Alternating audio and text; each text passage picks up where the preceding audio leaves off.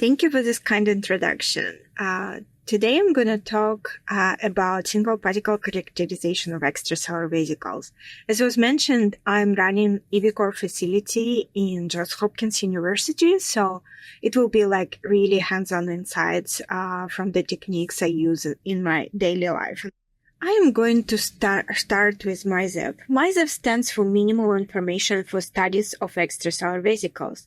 This is a set of guidelines designed to standardize and improve the quality of EV research. The main purpose is to provide comprehensive recommendation for the isolation, characterization, and functional studies of extracellular vesicles to enhance reproducibility, rigor, and transparency in the field. So the first MISEV was released in 2014. So it's basically provided that very, very basic guidelines. Then in 2018, community expanded guidelines with more in-depth recommendation. And finally, MISEV 2023, the recent MISEV, incorporated advanced technologies, and also it's provided feedback from the EV research community. So in the long list of authors on the left, you can see a MISEV consortium, which actually consists from more than 1,000 people who were involved in the preparation of the MISEV guidelines. What MISEV is? First of all, it's introduction to EV research. So it provides foundational knowledge about extracellular vesicles. It also offers guidelines to enhance rigor, reproducibility, and transparency of research. So it's helped in evaluating the quality of EV-related research proposals, funding application abstracts, and manuscripts.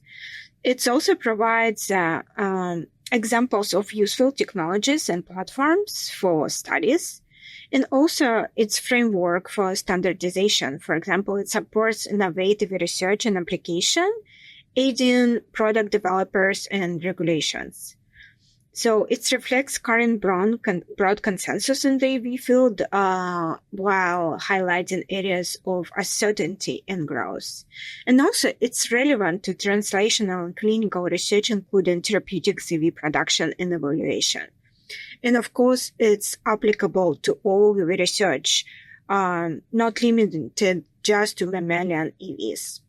And what MISEV is not, it's not a comprehensive checklist of do and don'ts or a substitute for expert judgment. So if you see in a publication, people say that you have to do some particular technique because MISEV asks you to do this, this is not truth. So a MISEV is just recommendation. It never tells you what you have to do. So it's not a barrier to innovation.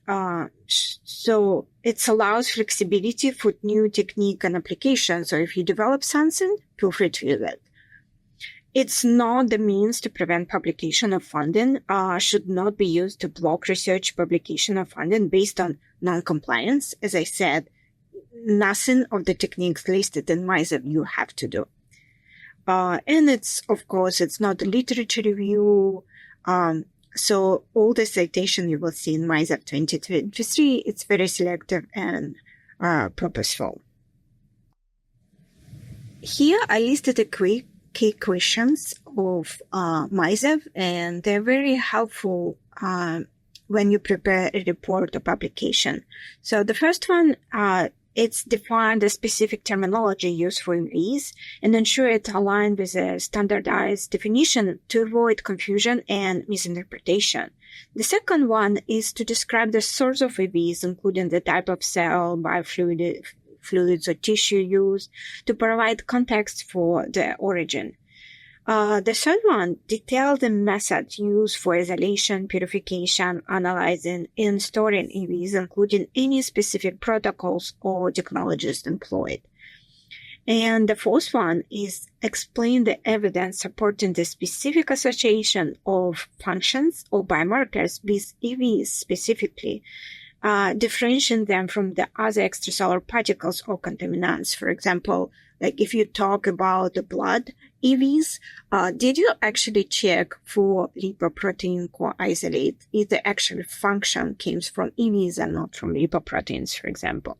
And the last one is ensure all experimental procedures, data, and findings are thoroughly documented and accessible. So basically, people can verify and reproduce your research.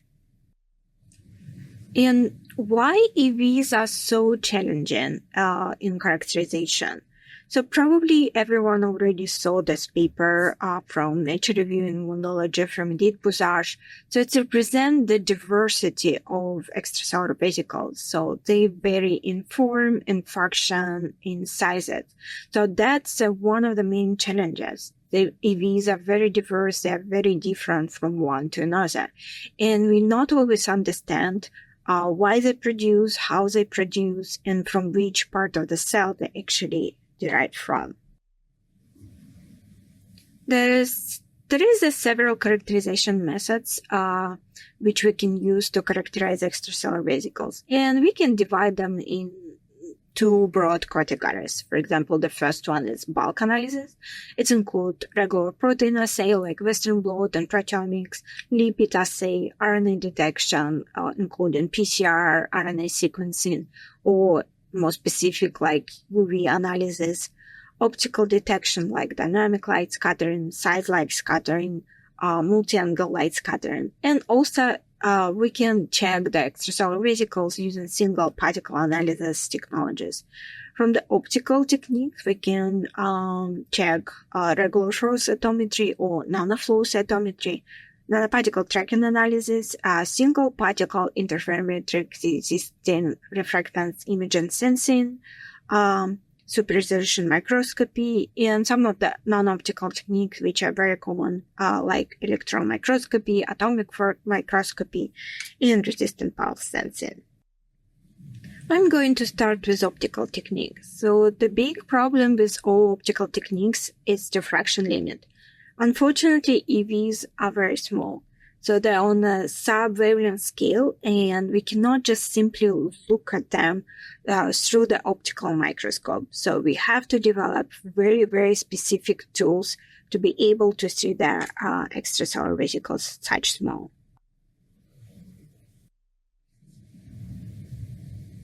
Nanoparticle tracking analysis is probably one of the first techniques which were employed as a single particle characterization for extracellular vesicles. In the literature, you can find different terms for nanoparticle tracking analysis, but all the instruments you see, they basically counts and sizes particles, and it's also recently can do multiplex phenotyping of single particle biofluorescence with multiple lasers. So the main principle of all instruments is the same. So we rely on diffusion coefficients of the particles. So basically we measure how fast they move in the solution. We also use Stokes and Stein equation, and we track individual particles which is emerged in the liquid which you use for measurement. So basically it's very similar to the microscope where you measure particles dispersed in the liquid. So the main problem with nanoparticle tracking analysis is design for particles which is very uniform in size. So if we check the performance with mixed population, sample population, for example, here I present the data where we measured polystyrene particles with four different sizes and silica particles with also 4 different sizes. So the dotted lines are the actual sizes of the particles, and the red lines is how nanoparticle tracking analyzer actually perform the measurements. So as I said, like it's a great tool to track the particles' movement in the liquid. Unfortunately, it's by physics designed to measure something which is more uniform. So that's why you have kind of average distribution of the particles instead of like separated particles. There is a way to improve this measurement, so you can focus first on the larger particles and then focus on the smaller ones, but it's a little bit complicated, the measurements. How it performed with actual sample population, for example, extracellular vesicles. Here I present the data measured by nanoflow cytometry. On top, there is 3 different cell lines and distribution of frequency of the measured particles versus diameter, you can see all three cell lines give me slightly different size distribution. But when I measure them by nanoparticle tracking analysis, unfortunately, give me again kind of average distribution with very similar sizes across all three different cell lines.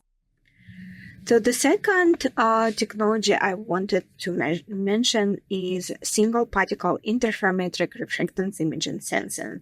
So this is a very useful tool if you would like to measure the phenotype of your particles, for example, which proteins extracellular vesicles carry.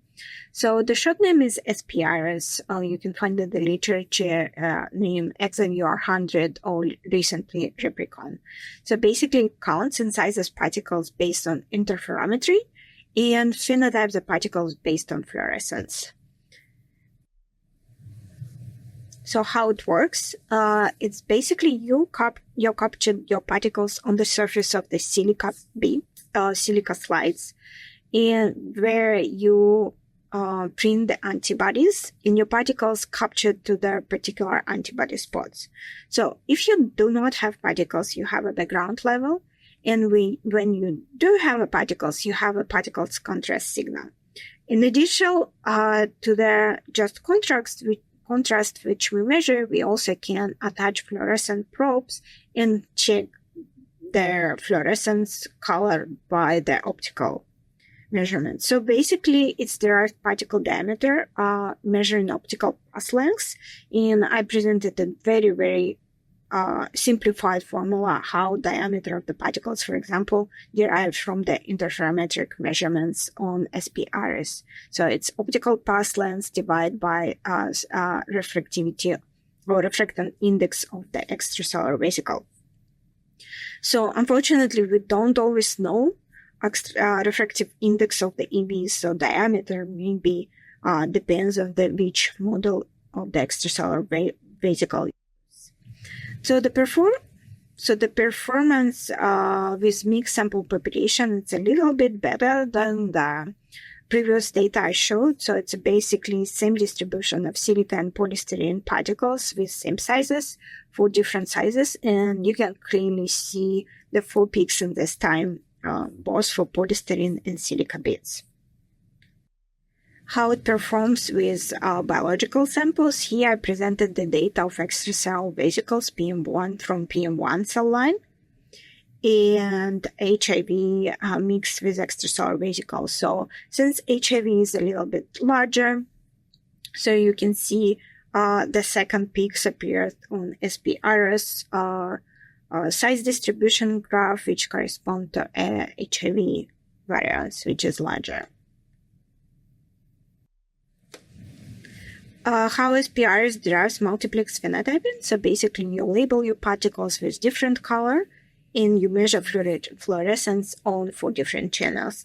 And in addition to the single channel fluorescence, you can do a color analysis. So basically identify the particles which is colocalized together and which markers carry by single individual particles. The great thing about SPRS technologies is not designed just for proteins. For example, we recently published a paper where we use extracellular vesicles and HIV variant mixture and label proteins on HIV variants, specifically using GP120, very common surface protein of the HIV. In addition to this, we measure RNA into the HIV variants using SM-FISH technology. So this technology using fluorescence allows you to measure not only the surface protein, but also the cargo, including RNA cargo. One of the most recent technologies, which is, it was known for a long time, but it started to be more and more popular in EV research. It's a single particle super resolution microscopy. So you can find different names in the literature. So it can be super resolution microscopy, D-Storm, SMLM, SRM, PALM. There are many names for super resolution microscopy. So the basic principle is very same. So since the diffraction limit again, you cannot see particles as is, right? So we need to develop a special tool, special technique to increase the resolution of the particles. So what super resolution does is you usually use a very specific buffer, which allows you to turn and off the fluorescent probes, so basically creating a blinking. So in one moment of time, some of your fluorophore will be on and some of the fluorophores will be off. So basically, it allows you not to bleach your signals, and it can improve the resolution of the technology up to 20 nanometer. So here on the right, you see a measurement of several proteins inside and outside of the EVs, and every single dot you see here is a blinking of the fluorophore, which can correlate to the amount or number of proteins on the surface or inside the extracellular vesicles. Another very common technologies, which is not optical technologies, is electron microscopy. There is different electron microscopies which you use for research, some scanning electron microscopy, transmission electron microscopy, cryo. So basically what it does, and again, it counts and sizes particles. In addition to this, for example, for transmission electron microscopy, we can do phenotyping of the extracellular vesicles by labeling them with immunogold, for example. So there is different principles how we do the electron microscopy. For example, we can do a metal deposited on the specimens, or we can do a negative staining, or we can freeze the particles in their natural states, and this will define the actual technology. So, but what else can we do with electron microscopy? For example, we can just basically check the sample quality. For example, here on these two pictures, you can see on the left, you see extracellular vesicles, which is typical shape, deflated balloons, but you also can see very small particles, which does not actually look like extracellular vesicles. So what it can be? It can be lipoproteins, because these samples actually derived from the blood. So some of the smaller particles may be lipoproteins. On the right, you can see a pretty clean samples, like majority of the particles you see there, they look like very typical extracellular vesicle. Another technique which is very popular for sizing and characterization measurement right now is resistive pulse sensing. So, for example, you can find several different names, several different instruments, but the main principle is very, very simple. It's electronic sensors only. There is no optics involved. The working principle of RPS is the measuring of resistance change when particles flow through the channel, for example. So basically, the smaller particles will produce less current, the larger particles will produce larger current. So that's how we define the particles sizes. So, and basically, we can also count every single time when particles flow through the channel, it's produce current, so it will be one single event, one single particle. Knowing how much volume we pass through the channel, we will define the concentration of particles. So how it performs with mixed sample population, it performs pretty well. So we can run, again, same particles with silica and polystyrene, and we can see clear defined peaks on both polystyrene and silica samples. So how does this technology perform with mixed sample population like extracellular vesicles? So again, it's the same 3 different cell lines, 3 different sources of EVs, and measured by nanoflow cytometry and measured by MRPS. So you can clearly see that similarity between nanoflow cytometry, for example, and MRPS here.